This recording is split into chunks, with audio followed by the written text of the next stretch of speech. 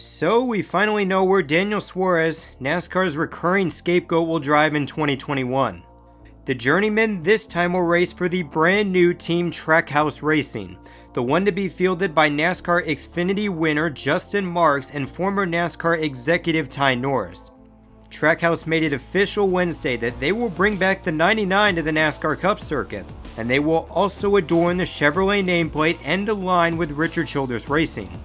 Daniel Suarez stated, "I see in Trackhouse a great opportunity for me with a very strong group of people that share the same vision, commitment, and goals that I have.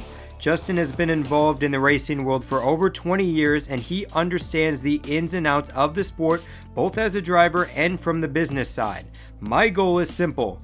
I want to win races." And on this move, I just have to say this. Thank goodness. Thank the good Lord above that Daniel Suarez doesn't have to go through yet again another off season, another January where he doesn't know where he's going to race for the next season. I kid you not when I say this right now. This is the best thing to happen in Daniel Suarez's career since he was named as the successor to Carl Edwards. And I know, people are going to downgrade this and say, well, you were optimistic for Gaunt Brothers Racing back in January. But the thing about Gaunt Brothers Racing was they were not competitive. They did not have the Toyota power that Levine family had, and they were never going to be that competitive unless they paid up or they had TRD pick them up because now they're out of satellite teams. Plus, I've got to bring this up. Have you seen what they've done to Suarez and other prospects in the past? Daniel Suarez, undoubtedly, he's had an exceptional year in the 96. No, he isn't leading laps and winning races. But Daniel Suarez has done what he's needed to do in a backmarker car, and that's keep it off the wall and log laps. That's the only way these smaller teams are going to get better besides a major technical alliance. But even how he's gotten them out of the gutters a little bit, he probably would have still been screwed over for, say, Brandon Jones. Therefore, that's why I was happy Daniel Suarez got out of Gaunt Brothers Racing. Going to a 4th team in 4 seasons, I do not recommend any young driver do this, as you've got to build chemistry, you've got to really work with your team to get better in the long run. But quite frankly, I didn't see a path where Daniel Suarez was going to improve with this team, and there was a very good chance he was eventually going to get booted and possibly get put in an even worse situation.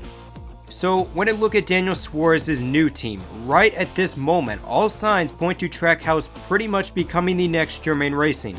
And now, of course, when you look at Germain Racing and their NASCAR Cup tenure, they did not exactly do the greatest. Germain Racing never won a race. Germain Racing never was a playoff caliber contender. In fact, they weren't even sub-top 20 for that matter. But in my mind, there are a few contributing factors as to why I think Trackhouse is going to do much better. I'm sure Daniel Suarez haters will full on admit this, that he is a much better driver than Ty Dillon. Don't believe me? Just look at statistics, as he has done better in almost every category in Cup and Xfinity so far. From that viewpoint and the 2016 championship, he is hands down the favorable choice over Ty Dillon. But really, the thing I want to stress the most, the driving force behind this team is definitely going to be the ownership. Just look at Michael E. Marks, prominent businessman, creator and now CEO of Katerra Construction. His net worth is well over $100 million. That, and then you also have to take in consideration Justin's word on having potentially 5 major companies funding the team. That is something that brings a lot of optimism to the table. And now, I'm going to be honest right here. If I had to choose between Trackhouse and Michael Jordan's new team with Bubba, right now I'm easily going Trackhouse. When I look at the structure, Justin Marks knows what he's doing. Ty Norris knows what he's doing. They have the experience. I don't expect them to be the playoff team that Marks has them hyped up to be.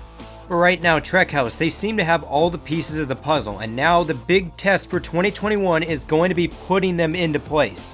I don't think it's going to be necessarily perfect, but if they can do a good enough job, remember 2022, next gen car comes out.